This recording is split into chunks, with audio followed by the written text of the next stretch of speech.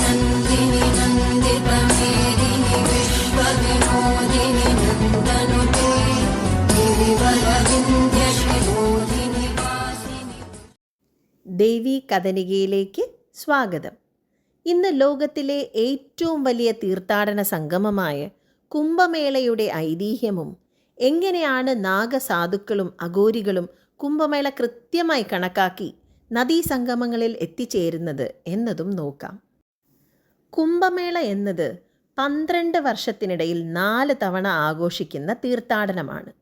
ഇതിൻ്റെ സ്ഥാനം ഇന്ത്യയിൽ 4 സ്ഥലങ്ങളിലായി വ്യാപിച്ചു കിടക്കുന്നു.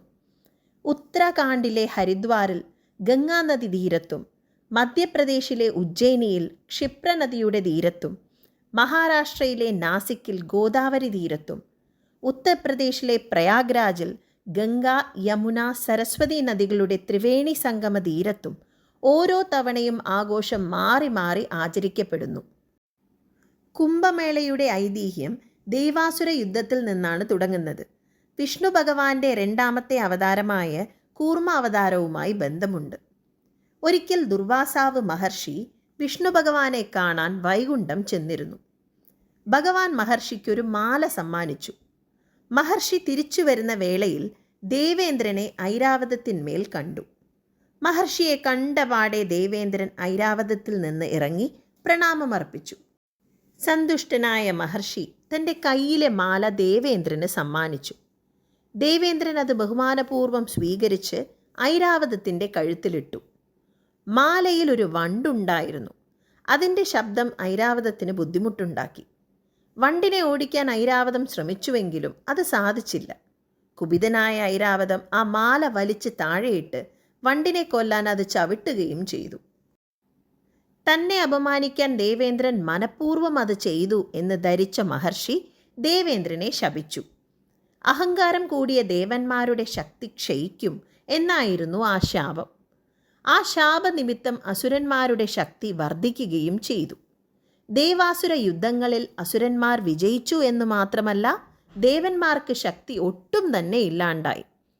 അവരുടെ ദുഃഖം അറിയിക്കാൻ ബ്രഹ്മാവിനൊപ്പം അവർ വൈകുണ്ഠം ചെന്നു.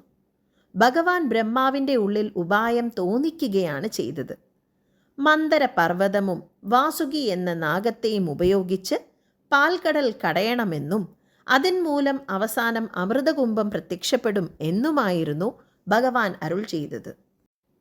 ഭഗവാന്റെ ഇച്ഛ അനുസരിച്ച് ലഭിക്കുന്ന അമൃതം അസുരന്മാരുമായി പങ്കിടാം എന്ന് വാക്ക് നൽകി ദേവന്മാർ അസുരന്മാരെ കൂട്ടി. പാൽക്കടലിൽ എത്തിയ ഇരുകൂട്ടരും അനേകം ദിവ്യ ഔഷധങ്ങൾ കടലിലിട്ടു. മന്ദരപർവ്വതത്തെ കടയാനുള്ള കോലായും വാസുകിയെ കയറായും കടലിൽ വെച്ചു. പർവ്വതം ഭാരം നിമിത്തം കടലിൽ താഴാൻ തുടങ്ങി. വിഷ്ണു ഭഗവാൻ തൻ്റെ 2ാമത്തെ അവതാരമായ കൂർമ്മ അവതാരത്തിൽ വന്ന് പർവ്വതഭാരം വഹിച്ചു. വാസുകിയെ കയറായി പർവ്വതത്തിൽ ചുറ്റി. അതിൻ്റെ തലഭാഗത്ത് അസുരന്മാരും വാലിൽ ദേവന്മാരും നിന്ന് പർവ്വതത്തെ കടയാൻ തുടങ്ങി. വേദന നിമിത്തം വാസുകിയുടെ പക്കൽ നിന്നും വിഷം കാറ്റിൽ പടർന്നു. പ്രപഞ്ചനാശം ഈ ഹാലാഹല വിഷം വരുത്തും എന്ന് മനസ്സിലാക്കിയ ശ്രീ പരമേശ്വരൻ ആ വിഷം ശേഖരിച്ച് ഭക്ഷിച്ചു. ഭഗവാൻ അത് ഹാനിയാകാതിരിക്കാൻ ശ്രീ പാർവതി ഭഗവാന്റെ കണ്ടത്തിൽ പിടിച്ചു. വിഷം ഉള്ളിൽ ചെല്ലാതെ തടയപ്പെട്ടു. വിഷം ശ്രീ പരമേശ്വരൻ്റെ കണ്ടത്തിൽ നിലച്ച് ഭഗവാന് നീലകണ്ഠൻ എന്ന നാമമുണ്ടായി. പാൽക്കടൽ കടഞ്ഞതിന് നിമിത്തം 14 രത്നങ്ങൾ ഉദ്ഭവിച്ചു. ഓരോ രത്നവും മാറി മാറി ദേവന്മാരും അസുരന്മാരും സ്വീകരിക്കും എന്നായി തീരുമാനം. അപ്സരസുകൾ, വാരുണീദേവി, കാമധേനു, ഉച്ചൈശ്രവസ്, കൽപ്പവൃക്ഷം, കൗസ്തുഭം, പാഞ്ചജന്യം, പാരിജാതം, ജ്യേഷ്ഠാദേവി, ലക്ഷ്മിദേവി, ചന്ദ്രൻ എന്നിങ്ങനെ അനേകം രത്നങ്ങൾക്കൊടുവിലായി ധന്വന്ത്രി ഭഗവാൻ അമൃതകുംഭവുമായി പ്രത്യക്ഷപ്പെട്ടു. അമൃതം മരണനിഗ്രഹണവും സർവ ആരോഗ്യപ്രദാനവുമായ പാനീയമാണ്. അത് അസുരന്മാരുടെ കൈകളിൽ എത്തരുത് എന്നതിനാൽ വിഷ്ണു ഭഗവാൻ ആ കുംഭം ഗരുഡന് നൽകി. അമൃതകുംഭം ലഭിക്കാനായി ദേവാസുരന്മാർ 12 ദിവസം യുദ്ധം ചെയ്തുവെന്നും ആ സമയം ഗരുഡൻ അമൃതകുംഭത്തെ 12 പ്രാവശ്യം താഴെ വെച്ചുവെന്നും ഇതിൽ 8 സ്ഥലങ്ങൾ വേറെ ലോകങ്ങളാണെന്നും 4 സ്ഥലങ്ങൾ ഭൂമിയിലാണെന്നുമാണ് വിശ്വാസം. ഈ 4 സ്ഥലങ്ങളാണ് ഹരിദ്വാർ, പ്രയാഗ്രാജ്, നാസിക്, ഉജ്ജയിനി. ദേവന്മാരുടെ 12 ദിവസം എന്നത് ഭൂമിയിലെ 12 വർഷമാണെന്നാണ് വിശ്വാസം. ശേഷം അമൃതകുംഭം അസുരന്മാരുടെ കൈകളിലെത്തി. വിഷ്ണു ഭഗവാൻ സുന്ദരിയായ മോഹിനി അവതാരം കൊണ്ടു.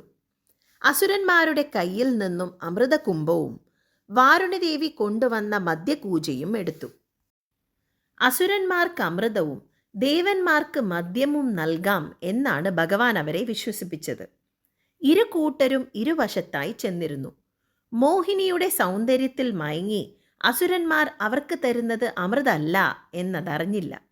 അസുരന്മാരിൽ കേതു എന്ന അസുരൻ ഇത് മനസ്സിലാക്കി ദേവന്മാരുടെ പക്ഷത്ത് ചെന്നിരുന്നു. അങ്ങനെ കേതുവിന് മാത്രം അമൃത് ലഭിച്ചു.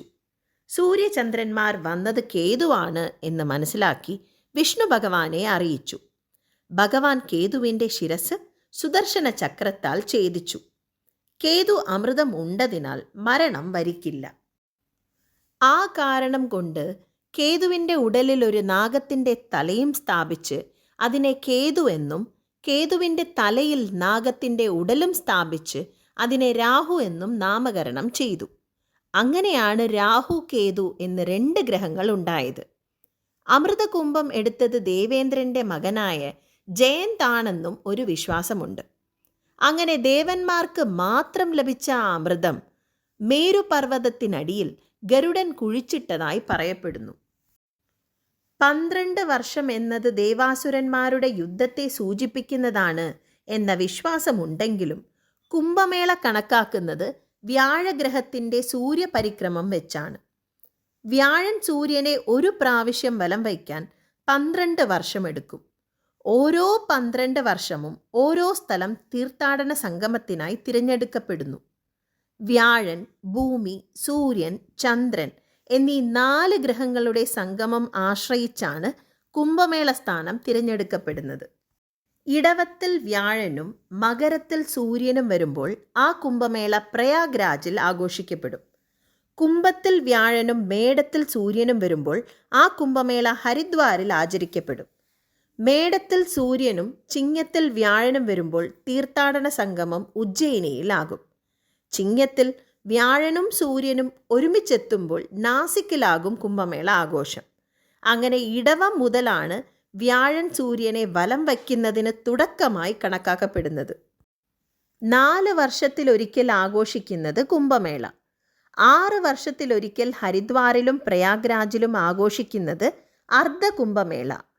12 വർഷത്തിലൊരിക്കൽ ഹരിദ്വാറിലും പ്രയാഗ്രാജിലും നാസിക്കിലും ഉജ്ജയിനിയിലും മാറി മാറി ആചരിക്കപ്പെടുന്നത് പൂർണ്ണ കുംഭമേള. വ്യാഴൻ്റെ ഒരു പൂർണ്ണ പരിക്രമണത്തിന് 144 വർഷമെടുക്കും. അങ്ങനെ 144 വർഷത്തിനൊരിക്കൽ വ്യാഴൻ ഇടവത്തിലും സൂര്യൻ മകരത്തിലും വരുന്നതാണ് മഹാകുംഭമേള. പ്രയാഗ്രാജിലാണ് ഈ തീർത്ഥാടന സംഗമം ആചരിക്കപ്പെടുന്നത്. ഏറെ വർഷം പഴക്കമുള്ളതാണ് കുംഭമേളയുടെ പാരമ്പര്യമെങ്കിലും ആദി ശങ്കരാചാര്യരാണ് കുംഭമേളയ്ക്കൊരു വ്യവസ്ഥിത രൂപം നൽകിയത് എന്നാണ് ഐതിഹ്യം. ഭൂമിയുടെ കാന്തിക മണ്ഡലത്തെ ഗ്രഹങ്ങൾ സ്വാധീനിക്കും. ഇത് മനുഷ്യ ശരീരത്തിൽ നിന്നും വൈദ്യുത കാന്തിക ശക്തി പുറപ്പെടുവിക്കുന്നു. ഭൂമിയിലെ കുംഭമേള നടക്കുന്ന ഈ 4 സ്ഥലങ്ങളും ശക്തി കൂടിയ കാന്തിക സ്ഥലങ്ങളാണ് എന്നത് മഹർഷിമാർ മനസ്സിലാക്കി. ആ ശക്തികൾ മനുഷ്യ ശരീരത്തിൽ ഏറ്റവും അധികം ഫലം തരുന്ന ഗ്രഹങ്ങളുടെ സംഗമവേളയിൽ ആഘോഷ ആചാരങ്ങൾ ശീലമാക്കി. ബ്രഹ്മപുരാണവും വിഷ്ണുപുരാണവും കുംഭമേളയിൽ പങ്കെടുക്കുന്നത് 1000 അശ്വമേധ യാഗങ്ങൾ നടത്തുന്നതിന് തുല്യമാണ് എന്ന് രേഖപ്പെടുത്തിയിട്ടുണ്ട്. അറിവിൻ്റെ സംഗമമാണ് കുംഭമേള കേന്ദ്രം. അനേകം ഗുരുക്കന്മാരുടെയും സന്യാസിമാരുടെയും പ്രഭാഷണവും സംവാദവും നമ്മുടെ ആത്മീയ ചിന്തകൾ വർദ്ധിപ്പിക്കുന്നു. പ്രപഞ്ചത്തിലെ ഗ്രഹങ്ങളുടെ സംഗമവേളയിൽ ഭൂമിയിൽ നദികളുടെ സംഗമ സ്ഥലത്ത് അനേകം കോടി ദിവ്യൻ പുരുഷന്മാരുടെ സംഗമമാണ് കുംഭമേള. നാം ചെയ്ത പാപങ്ങൾ അകറ്റി നമ്മൾ വേറെയല്ല, പരബ്രഹ്മ അംശമാണ് എന്ന സത്യമായ ചിന്ത ഉണർത്തുന്നതാണ് ഈ തീർത്ഥാടന സംഗമം. കൃത്യമായി ഗ്രഹങ്ങളുടെ പരിക്രമണം കണക്കുകൂട്ടി അതിൻ്റെ ഗുണം മനുഷ്യ ശരീരത്തിൽ ലഭിക്കാൻ ഭൂമിയിൽ ശ്രേഷ്ഠമായ കാന്തിക മണ്ഡലം മനസ്സിലാക്കി നദികളിലൂടെ അത് പെട്ടെന്ന് ലഭിക്കാൻ ആചരിക്കപ്പെടുന്ന ഈ ഭാരത സംസ്കാരത്തെ ഓർത്ത് നമുക്ക് അഭിമാനിക്കാം. ജയ ജയ ദേവ വിശ്വാസ